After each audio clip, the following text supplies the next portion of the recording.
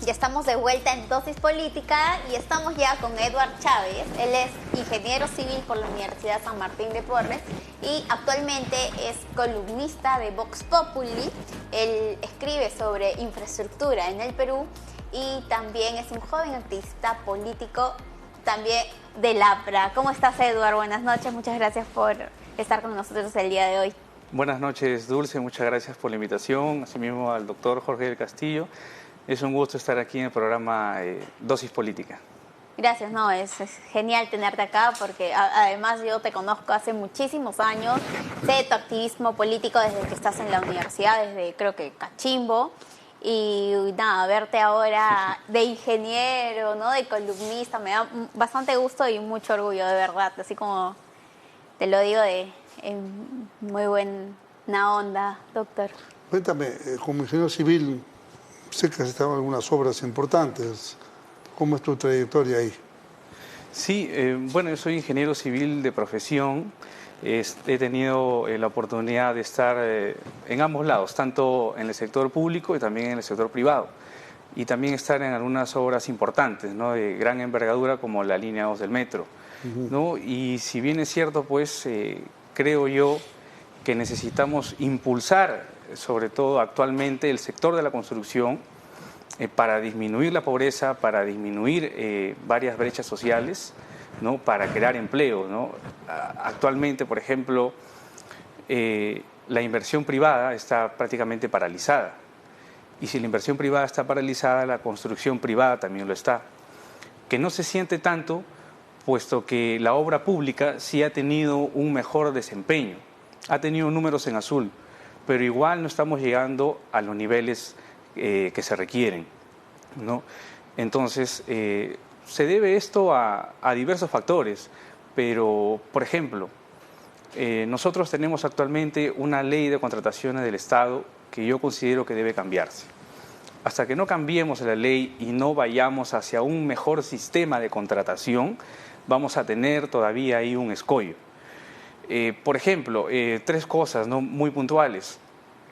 Una de ellas es el tema de que las entidades, sobre todo las más pequeñas, municipalidades provinciales, locales, regionales, y algunas entidades, no pueden llevar adelante un proceso de millones, ¿no?, una obra de gran envergadura, si es que no tienen todo el personal técnico necesario para poder llevar a cabo el proyecto, para poder supervisar la obra, ¿no? Entonces creo yo que así como se le exige al privado, por ejemplo, tener una serie de acreditaciones, de certificaciones, un montón de ISOs que se le piden, por la otra parte el Estado también debería tenerlo, a través del OCE u otra entidad. O sea, un problema es la no capacitación de la gente, digamos, ¿no?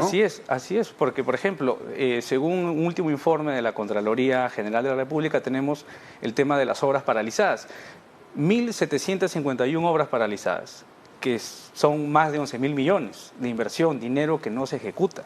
Entonces, dinero hay. Y una de las principales causas es justamente este círculo vicioso que sucede cada 4 años. La transferencia de los gobiernos. A veces entran funcionarios nuevos, sin mucho expertise, entran prácticamente a aprender los 6 primeros meses, ¿no? Entonces, eso retrasa muchas cosas. Y también hay un factor más, no sé, de repente corrígeme porque soy muy novata en esos temas, pero la corrupción, ¿no? Vemos que Carolyn López ganó con una empresa X, ¿no?, la construcción del puente Tarata, pero actualmente, cuando se descubren estos actos de corrupción, queda pues paralizado, ¿no? Así es. Entonces, Sara Goray también. Sara Goday, ¿no?, en temas de mi Una persona vivienda. da 4 millones para que le permitan nombrar directores, el CICO, todo, ¿no? Así es. Entonces así ya es. vemos que dentro del Estado hay un gran problema, hay un gran conflicto en tema de construcción, en el área de ¿Dónde construcción. está, digamos, la raíz de esos procesos de corrupción? ¿Por qué sucede? Ese es un factor también muy importante, ¿no? Porque la corrupción lamentablemente es un mal endémico que no está solamente en el Estado, está en el privado, está en todas partes, ¿no? Entonces, eso también retrasa mucho los proyectos, no solo en construcción.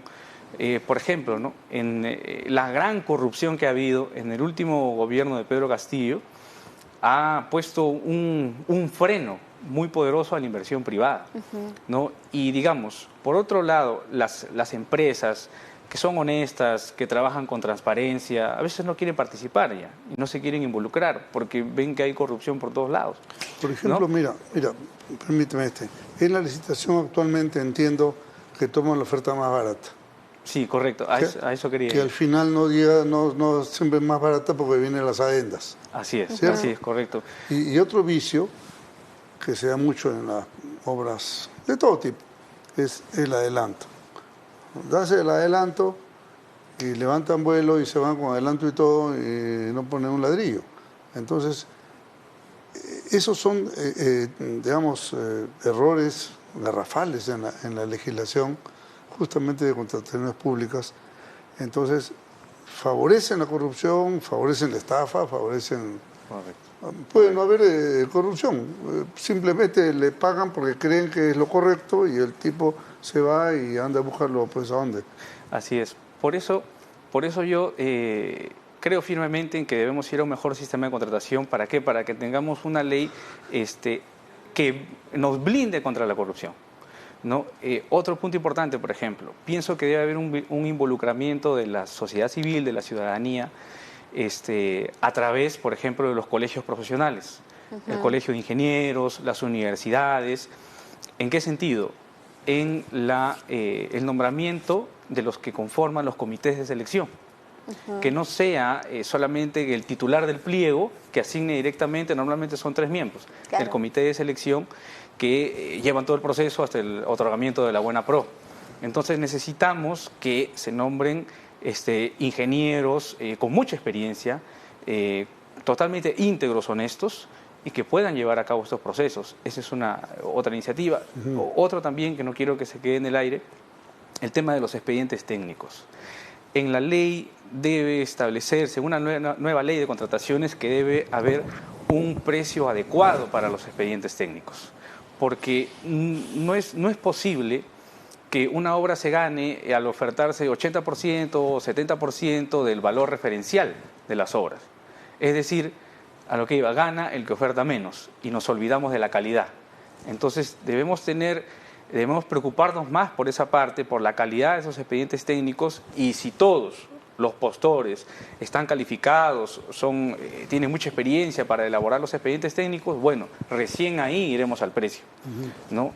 Entonces ese también es otro factor importante. Son propuestas que estás brindando en el transcurso de... Y esos son algunos puntos, porque hay muchos más. Por ejemplo, pienso que también se debe fortalecer esta institución Servir, ¿no? Claro. Que muchos funcionarios de carrera, ¿no? que están bien capacitados, bien preparados, bien entrenados, que hacen una línea de carrera, valga la redundancia, y que deberían mantenerse, ¿no? Sino que a veces pues descabezan las instituciones, no viene ahí nuevamente el tema del aprendizaje y se paralizan. Tú que has trabajado en esta obra del metro, es el metro que va de Santa Anita, Vitarte hasta el Callao, ¿cierto? Ahí hubo algunas observaciones, me parece, de la comisión en cuanto al grosor del, ¿cómo le puedo llamar? ¿Del carril? Este arco donde va pues el tren, ¿no? El túnel subterráneo. Sí. Por eso no solamente se cava, sino se tiene que cubrir, entiendo, por una cosa de concreto armado, ¿será? ¿No? Sí, eso es lo que se conoce, lo que los ingenieros conocemos como una lanzadera que se hace. Okay. Ese es un tipo de obra bastante complicado. Y es más, en la línea 2 del metro incluso son empresas extranjeras las que lo están haciendo. Cuéntanos un poco eso, ¿no? Esas características técnicas, qué profundidad... Sí, ese tipo de construcción, cuando es un túnel subterráneo, normalmente pues está a unos 30, 40, 50 metros, que se hace primero la cimentación. Ese es un sistema moderno a través de pilotes y muros pantalla que ayudan que es lo primero que se hace, ¿no? Ya luego se excava. Primero es la cimentación, ¿no? Claro. O sea, la oruga que entra, ¿en qué momento entra? Ahí puede hacerse, ahí son 3 cosas. Para el túnel subterráneo, ya una vez que se han excavado, en el caso de la línea 2 son 3 niveles, lo que está en la cubierta, porque igual se va a reponer toda la carretera central, se va a volver a reponer, se va a pavimentar, y ya luego abajo ya tú no lo vas a ver. Claro. Hay 3 niveles por donde pasa la gente, y luego el túnel que está en el 3er nivel.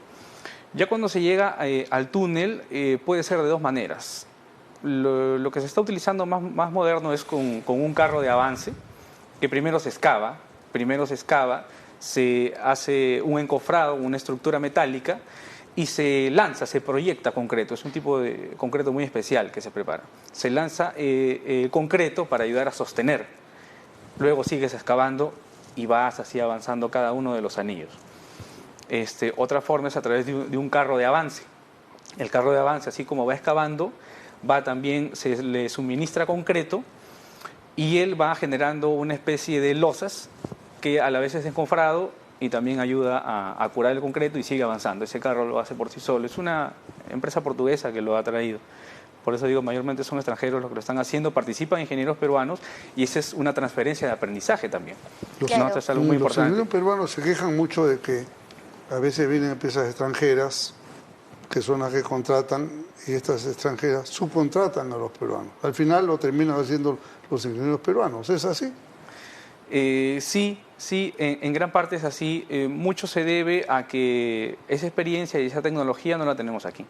Hay empresas españolas, empresas portuguesas, francesas, que están viendo, por ejemplo, la parte de geotecnia, ¿no?, de estudio de suelos, de las excavaciones, y ellos en diferentes partidas subcontratan, es cierto, a empresas peruanas, porque obviamente se necesita de la mano de obra aquí que se tiene. De todas maneras le sale más barato. Que hay una transferencia de conocimientos, que por el tema económico también es menor, pero digamos va por un tema también de la maquinaria, ¿no?, del equipamiento. Esas maquinarias que no se lo traen de Europa, sí, esas empresas. por supuesto. Y cuéntame, ¿qué diferencia ha habido entre esta obra con la obra de Chancay, que el puerto de Chancay, que vemos que este túnel que ha atravesado la ciudad ha hecho que la ciudad pues se venga un poquito abajo? Claro, ahí en Chancay. Entonces, ¿qué no han previsto? Porque esta es una empresa china la que lo está haciendo. Costco Shipping, sí. Claro, entonces, ¿qué es lo que ha pasado acá? Teniendo ya el tren, que es también subterráneo, y siendo mucho más grande, más profundo, no ha pasado eso, ¿por qué sí en Chancay se ha venido abajo las casas?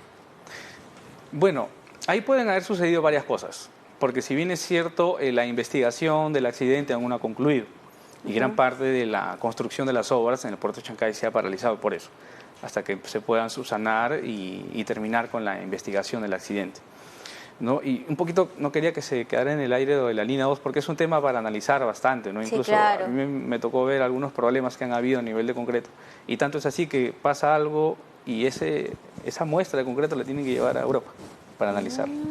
No, es así.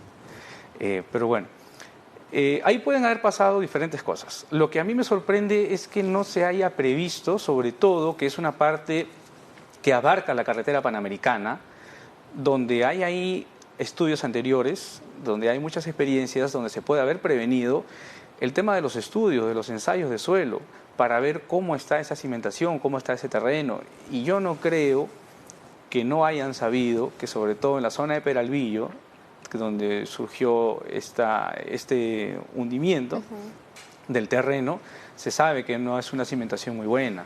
Probablemente hay casas que ni siquiera han pasado por una supervisión municipal, claro, es decir, autoconstrucción. Entonces, no creo que no lo hayan sabido. Ha habido un tema que no han sabido prever y sobre todo que he estado leyendo un poco. Habría que ver el expediente técnico completo. Yo no lo tengo, lo tienen los que están investigando. Pero puede ser varias cosas. Algunas de las hipótesis que se manejan es que puede haber sido una zona donde haya sido antes un relleno sanitario, ¿no? Y entonces, digamos, esa compactación del suelo no es muy resistente. Pues se supone que es un estudio de suelos.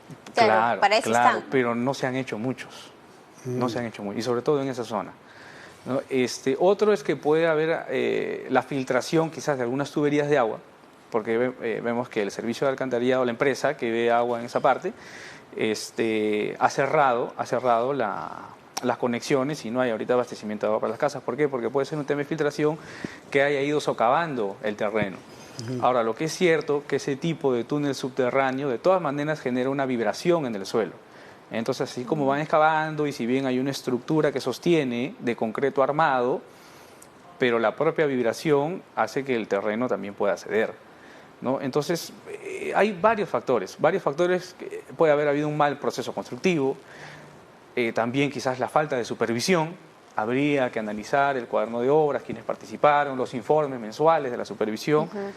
Se necesita todo eso para poder dar un diagnóstico certero, ¿no? Entonces aquí lo primordial es haber hecho un buen estudio del suelo, la zona, un estudio de suelo, para decir por aquí es, por aquí no es. Una adecuada supervisión para ver que se haya seguido un correcto proceso constructivo, la calidad de los materiales, ver el expediente técnico, puede haber sido un mal cálculo estructural, ¿no? Entonces son varias cosas, pero lo cierto es que eso nos afecta económicamente. Bastante. Y también el bolsillo de las personas, porque ese tipo de obra genera 8.000 empleos, entre directos e indirectos. No, y lo que va a ser el puerto también, al fin y al cabo va a ser una gran parada de comercio ahí, ¿no? El puerto de Chancay.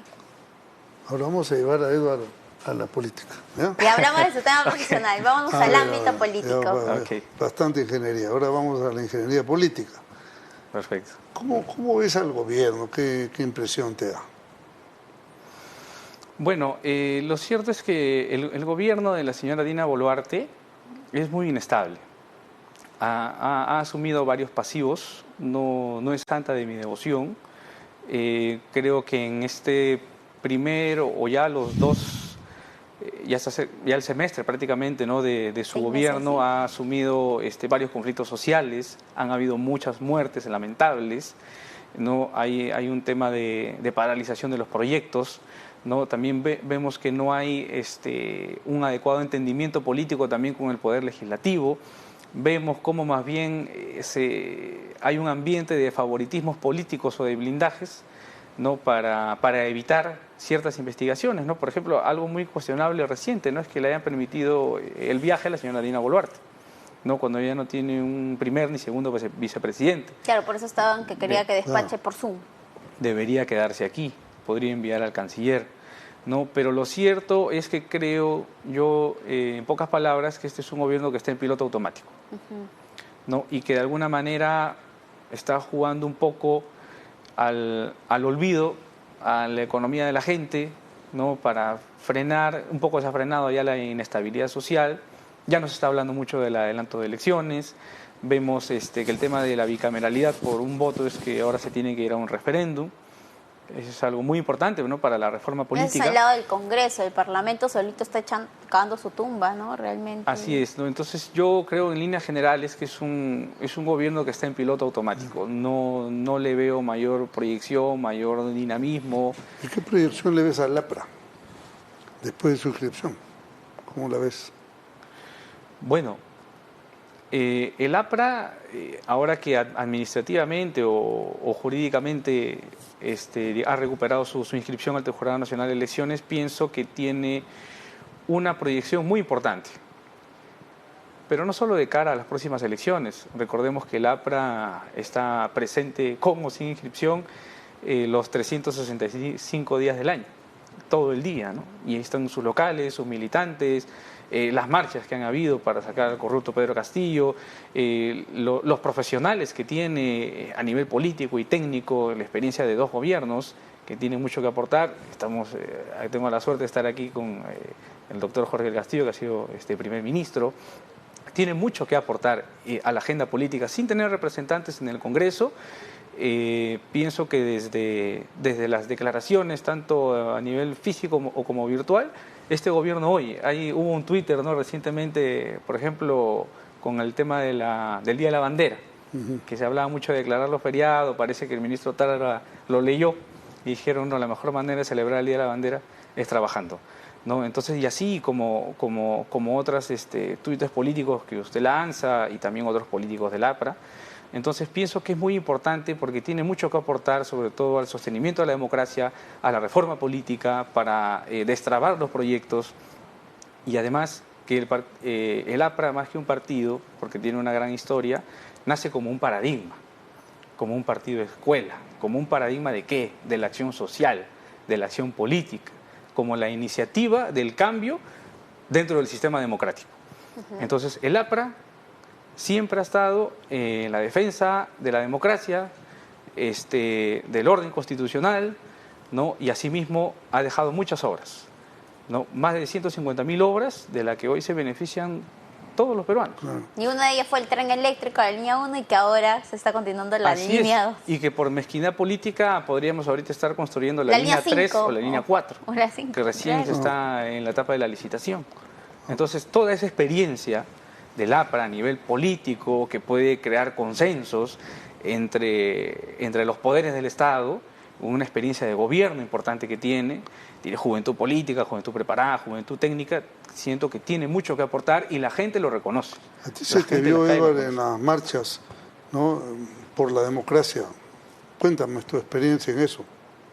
Bueno, sí, la verdad, para muchos jóvenes contemporáneos míos, ¿no? Dulce, con Dulce hemos estado, muchos más, ¿no? Digamos, salir de nuestra zona de confort, de comernos ese pleito, ¿no? De alguna manera, modestamente, tratando de dar el ejemplo y ayudar a que la ciudadanía se sume, que está bien, hoy la virtualidad, el reclamo, a veces suena por ahí bastante, pero digamos es muy importante que uno asuma, que coja una bandera, ¿no? un guión, cuando se vulneran los derechos, cuando hay abusos, cuando hay corrupción, ¿no? Los grandes cambios sociales se han surgido porque ha habido gente, ¿no?, líderes que se han comido el pleito, ¿no?, para buscar algo mejor, para buscar un cambio, para desterrar a los gobiernos dictatoriales, los gobiernos corruptos. Eso, felizmente dictatoriales, porque nos ya hemos está librado de firmado el decreto de ley. Así es que podría, digamos, aparte de la corrupción que ha habido, toda esta inestabilidad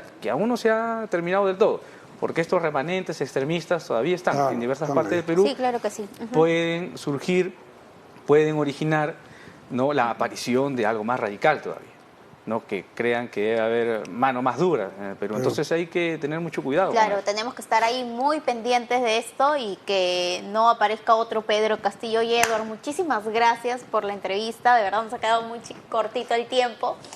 Y nada, agradecerte y espero verte pues próximamente, no sé, postulando al Congreso o no Si sé. me permites 30 segundos. Sí, 30 segundos porque nos cortan del aire. No quería dejar pasar la oportunidad para saludar a mis compañeros y compañeras del APRA y asimismo invitarlos a que este miércoles 14 de junio se va a conmemorar el Día de la Lealtad Aprista, ¿no? Y la célula Jorge Idiáquez Ríos, en la Casa del Pueblo, en la Sala de la Libertad, a las 7 de la noche, este miércoles 14 de junio, va a organizar una misa, ¿no?, por el compañero Jorge Idiáquez, leal colaborador de Adela Torre, y por el Día de la Lealtad Aprista. Gracias, Edward. Ahí estaremos. Palabras finales, don Sí, bueno, un abrazo, efectivamente. El 14 estamos y vamos a seguir trabajando. Y como ves, aquí en el Tribu estamos dando un impulso enorme a la juventud, y no solamente de la, pero también de otros partidos, porque creo que es importante, porque mucho se habla renovación, pero nunca le dan espacio a la gente joven. Lo estamos haciendo nosotros ahora, de verdad. Así es que quedamos en despedirnos, ya hasta el siguiente miércoles seguimos con Dosis Política y ya tendremos nuevos invitados. Muchas gracias por seguirnos esta noche y ¿qué programa sigue? Los dejamos con Caldo de Gallina y Cristian Bayro. Bye, bye, buenas Ya, noches. Muy bien.